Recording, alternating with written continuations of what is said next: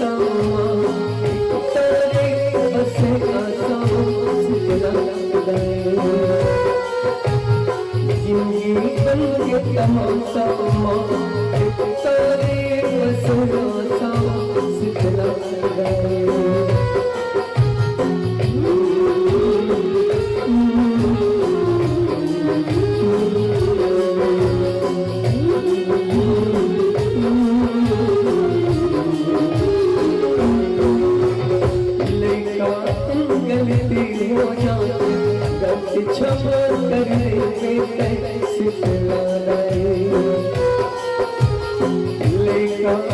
गलती हो जाए सब अपराध क्षमा करे शीतला खुदाए हाथ जोड़े ये काम करे बिगड़ी सब के बना देते शीतला खुदाए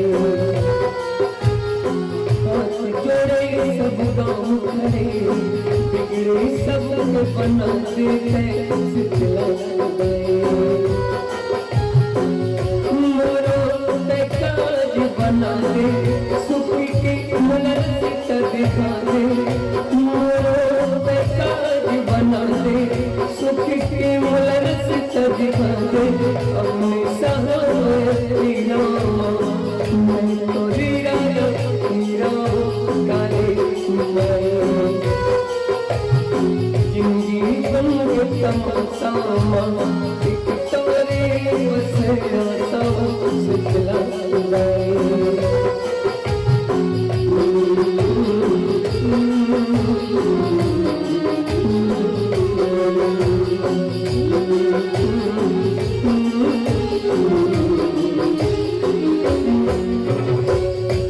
माटी के ये गाया है माटी माटी हो जाए जिन करना बिरखा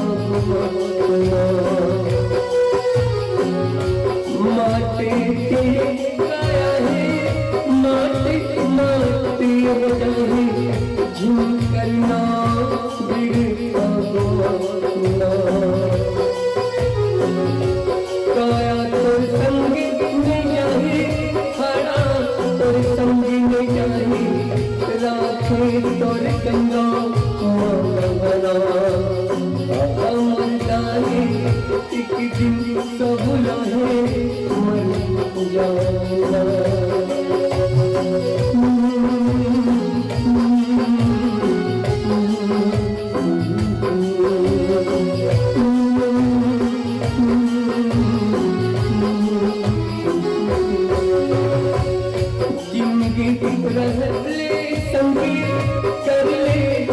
धर्म करना दुनिया ने सब नहीं जाना अमर भाई एक दिन सब नहीं मर जाना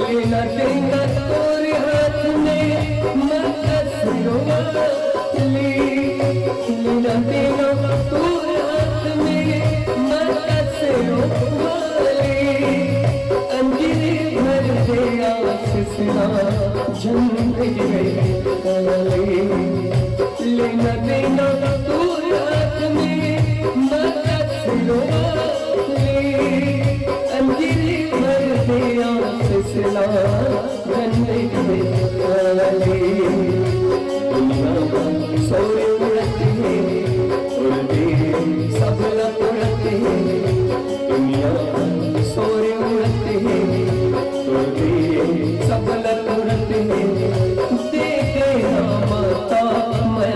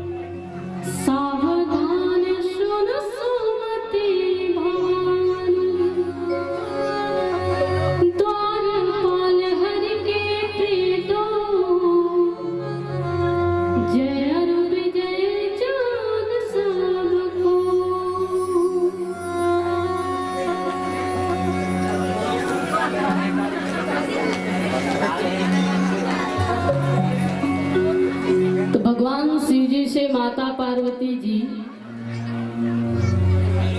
भगवान के सुंदर सुंदर जन्म के अनेक अनेक अवतार के कथा ला पूछत थे दीदी। और भगवान शिव जी है तुम पार्वती जी ला सुनावत है। जन्म एक दुई कहो बखानी सावधान सुन सुमति भवान। द्वारपाल हर के प्रिय दो। भगवान शिव जी कहे कि हे पार्वती, भगवान विष्णु के दो जन द्वारपाल रही से, जेकर नाम रही से जय और विजय। और ये दोनों ला सारूप्य मुक्ति की प्राप्ति हो रही से दीदी। सारूप्य मुक्ति मतलब हूबहू भगवान के जैसे स्वरूप ला प्राप्त करना। वैसे मुक्ति के 4 प्रकार बताए गए हैं। कई शास्त्र में 5 प्रकार भी बताए गए हैं। सारूप्य मुक्ति, सालोक्य मुक्ति, सामीप्य मुक्ति और हम सबके धन दौलत रुपया पैसा ऐशो आराम ये सब में बसने वाला नहीं है दीदी। और भगवान तो हम सबके भाव में बसने वाला है। इसीलिए संत जन कहे थे भाव वश्य भगवान, भक्त के भावना के अनुरूप ढलने वाला। और भाव से बहुत सुंदर बात मुझे याद आवत थी। एक बार भगवान श्री रामचंद्र जी से नारद जी पूछे कि प्रभु आप ये संसार में रहते महाराज, लेकिन आपके वास कहाँ कहाँ होते। तो भगवान रामचंद्र जी बड़ा सुंदर जवाब देते हुए कहे कि सुनो नारद, न हम बसामि वैकुंठे, न हम बसामि वैकुंठे योगी नाम हृदय नाचा मद्भक्ता यत्र गायन्ति तत्र तिष्ठामि नारद। कि हे नारद, ना मैं वैकुंठ में वास करता हूँ, ना ही योगियों के हृदय में वास करता हूँ। ना मैं वैकुंठ में वास करता हूँ, ना ही योगियों के हृदय में वास करता हूँ। मैं तो वहाँ वास करता हूँ, कहाँ? जहाँ मथुरा में मेरे भक्त समाज मेरी कथा का श्रवण पालन करते हैं। ऐसे भक्त के भाव में मैं वास करता हूँ, ऐसे भक्त के हृदय में मैं वास करता हूँ। तो भगवान हम सब के भाव में बसने वाला है सज्जनों। और जीते जी अगर भगवत प्राप्ति की इच्छा है तो जीवन में भाव पैदा कीजिए। यही सुंदर से उपदेश श्रीमद् रामचरितमानस के। और आओ यही श्रीमद् रामचरितमानस की पावन कथा में हम आप सबके बीच चर्चा करबो। होकर पहले बहुत ही सुंदर भजन बोलो श्यावर रामचंद्र की।